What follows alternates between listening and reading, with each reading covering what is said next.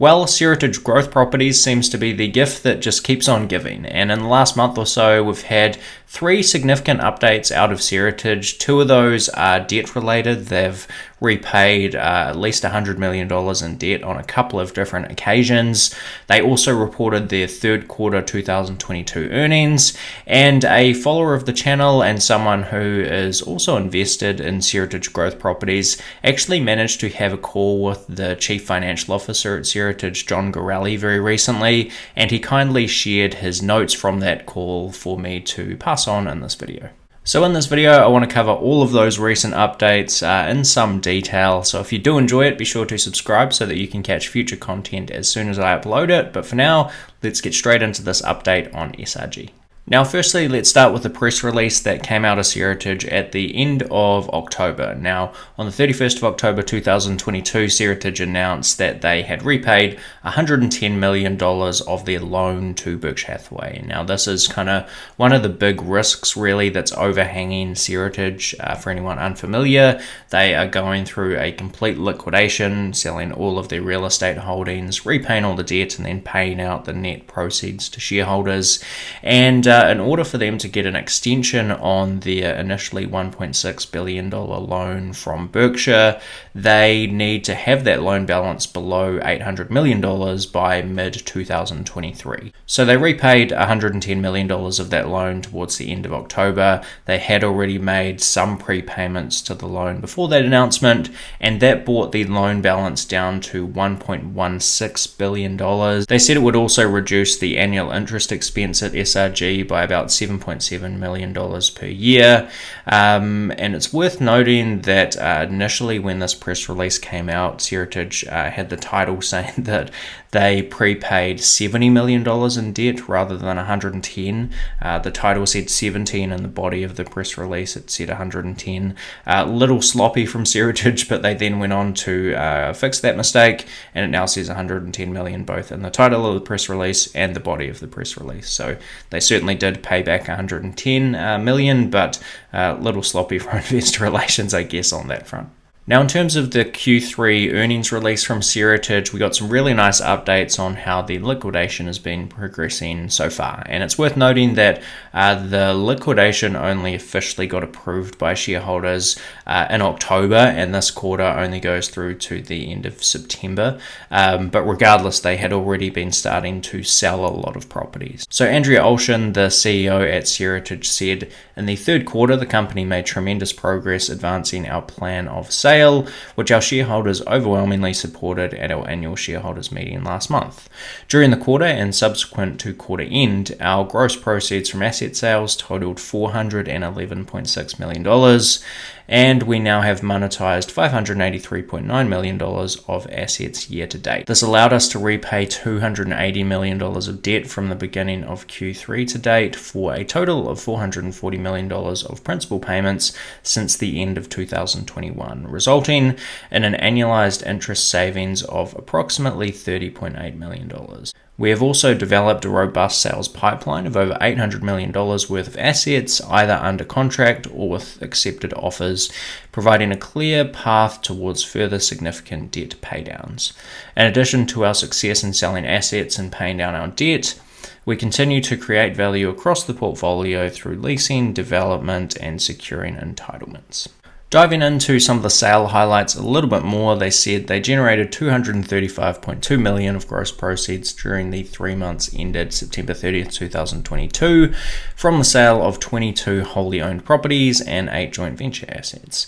Subsequent to quarter end, they generated $176.4 million of gross proceeds from the sale of 12 assets, and the company has 10 assets under contract for sale with no due diligence contingencies for anticipated proceeds of $124.9 million, and 26 assets under contract for sale subject to customary due diligence for total anticipated proceeds of $421.5 million.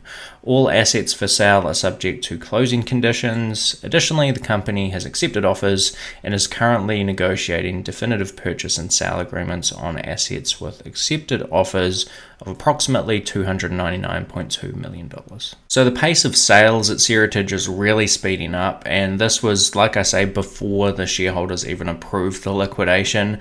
If you read through some of the finer details of that proposal, they did actually say that they expect to have at least 50% of their portfolio on the market before that vote. So I expect we'll probably see even more improvements in terms of like the pace of Seritage liquidating their portfolio in the coming quarters. Now, Seritage did also give a few updates on their leasing activities. This was kind of core to the original investment thesis with Seritage, was that they could develop these properties, rent them out at much higher rents than they could to the likes of Sears tenants in the past, and that would generate a lot of cash flow and also improve the value of the Seritage portfolio. And the game has really changed now as they've shifted more to a liquidation, but nonetheless, improvements in their leasing activities should enhance the value of their properties. Properties that are empty and have no tenants and aren't developed are much less valuable than a fully developed, fully leased out property. So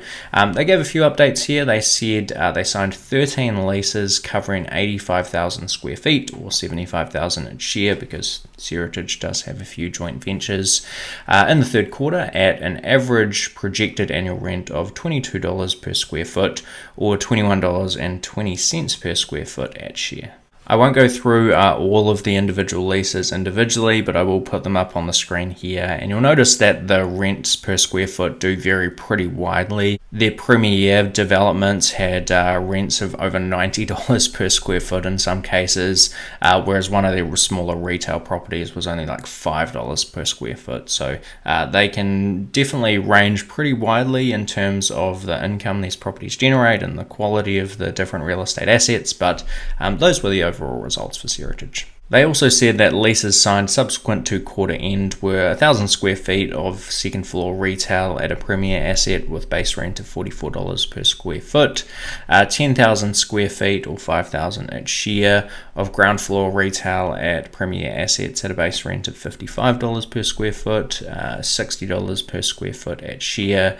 An additional 8 leases are under negotiation, representing over 100,000 square feet at an average projected base rent of $23.90 per square foot, and they brought 11 tenants online, representing 207,000 square foot or 202,000 square feet at share at $4 million in annual base rent or $3.6 million at share. Now, some of the other info they gave around property sales and the prices that they're being paid for these properties were really interesting to me. It just kind of reinforces how wide-ranging the Seritage portfolio is in terms of their asset quality. For example, they said they generated $94 million of gross proceeds from vacant or non-income producing assets sold at $40 a square foot. The sale of these assets eliminates $4.9 million of carrying costs. So they're saving $4.9 million from not owning these empty properties, so that's one thing, but they only generated $40 per square foot as a sale price. I mean, compare that to a couple of minutes ago, I was talking about some of the premier Seritage assets being rented out at like $90 per square foot for a single year's rent. So to sell some properties for $40 per square foot just shows how super valuable some properties are and how little value a lot of other properties have in the portfolio. But for properties that are leased out, they've been able to capture some pretty attractive cap rates in some cases. So they said $75 million of gross proceeds were from income-producing stabilized properties, partially leased development sites and outparcel pads, reflecting a 4.3% blended in-place capitalization rate, which is a really low cap rate. In other words, a very high multiple of rent that they're able to sell these properties for. Now, the final highlight I want to touch on from this Q3 earnings release is that the long-running Sears and Seritage litigation may actually finally be over, and it's kind of a big monkey off the back for Seritage. They said in their last quarterly update that they'd set aside $35 million to settle the long-running lawsuit, and it turned out that that settlement was basically approved in the last quarter. So they said on September 2nd, 2022, the US Bankruptcy Court for the Southern District of New York entered an order approving the settlement, and on October 18th, 2022, the litigation was dismissed. While the company believes that the claims against Seritage defendants in the litigation were without merit, the company entered into the settlement without admitting any fault or wrongdoing in order to avoid the continued imposition of legal defense costs, distraction, and the uncertainty and risk inherent in any litigation. The company has reserved the settlement amount described above, which was $35 million, based on the company's contributions to the settlement of the litigation. The estimate is recorded as litigation reserve in the condensed consolidated statement of operations during the 9 months ended September 30th, 2022. The company paid the settlement amount described above in October 2022. So all in all, debt has been paid back, the pace of property sales is improving, they do continue to lease out some new developments, and finally that big Sears litigation monkey is off the Seritage back. Now, like I mentioned earlier in the video, a subscriber to the channel who is also a Seritage investor actually managed to get a call with John Gorelli, the Seritage CFO, and kindly shared his notes from that call, and I just want to go through some of my highlights from those notes and some of the insight that he was able to get out of John Gorelli, who really seems to be the guy that is spearheading this liquidation program at SRG. In terms of their loan to Berkshire Hathaway, they said the company's current projections have them repaying below the $800 million level, quote, by the end of Q1 2023, possibly sooner. There are several paths to repay the $360 million, so that's the amount required at the time of writing this to get them below that $800 million threshold. And management is, quote, very comfortable that they'll do so. Interestingly, there's a path to completely repaying the $1.16 billion in full by June 2023.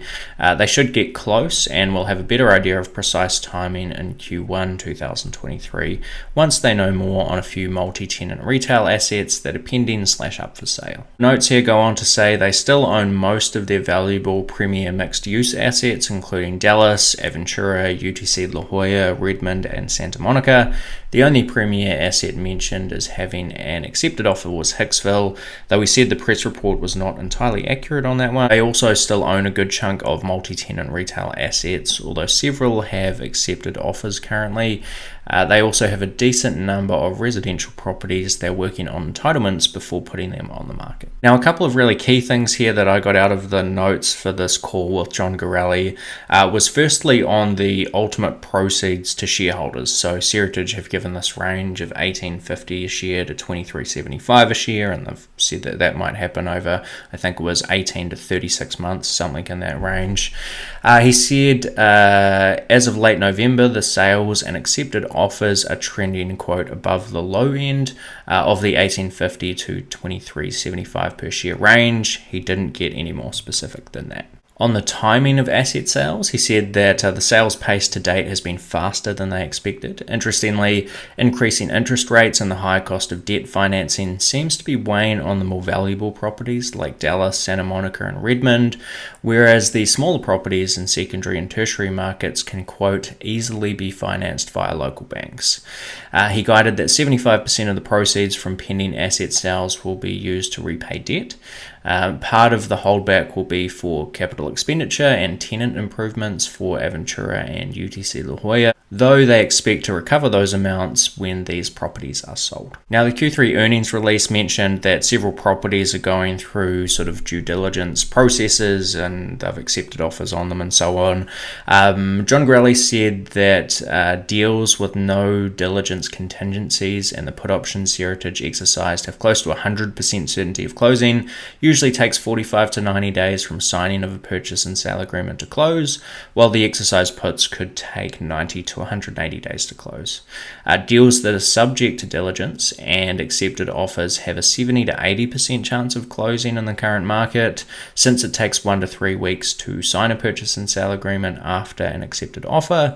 These deals could take between 45 to 90 days to close for those with a purchase and sale agreement, and 55 to 110 days to close from the time of an offer accepted. And using all of the numbers and probabilities assigned and everything in the notes here, the subscriber who supplied me some of this info has sort of a probability weighted estimate. So for example, if it was $100 million and they thought there was a 75% probability of the deal going through with due diligence contingencies and so on, using the percentages that John Gorelli mentioned, he has about 730 million expected in terms of gross proceeds by the end of Q1 2023. So again, using that number and the sort of 75% of proceeds going towards debt repayment kind of indicator that John Gorelli mentioned on the call, that should leave them about $550 million to go towards debt repayment, which should get them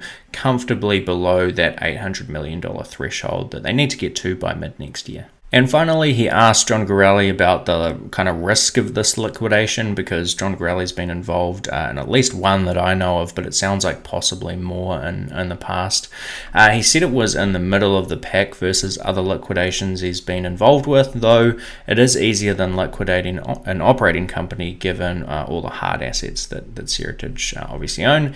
And overall, the tone of the call was positive. The only negative takeaway is that the debt financing climate is hurting their ability to monetize the premier mixed-use assets. And to me, even though the overall tone of the call was positive and there's a lot of great stuff to take away there, the struggling to monetize the big premier mixed-use properties is quite a concern. We saw already, like I mentioned in this video, there's quite a wide range in property quality and property value in the SRG portfolio, and the overall value of the portfolio is pretty kind of top-heavy, and I would say heavily weighted towards the premier developments. So if interest rates are starting to weigh on the value of those properties, that could be a bit of a concern. Now, the final thing that the subscriber said in the notes was that they'd expect to see periodic debt paydowns approximately at the end of every month, and I was sent this late November, and they basically nailed it first month around at least, because on the 1st of December, Seritage actually announced that they've prepaid another $100 million in debt. So that now brings the loan balance to $1.06 billion and leaves about $260 million remaining to get under that $800 million threshold that they need to get to by mid next year. So that is the latest update on Seritage growth properties. I do hope you enjoyed this video. If you did, be sure to subscribe to the channel so that you can see future content as soon as it goes live, and let me know down in the comment section below what your take is on these latest updates out of SRG. But that's it from me for this one, and I'll see you on the next video. Cheers.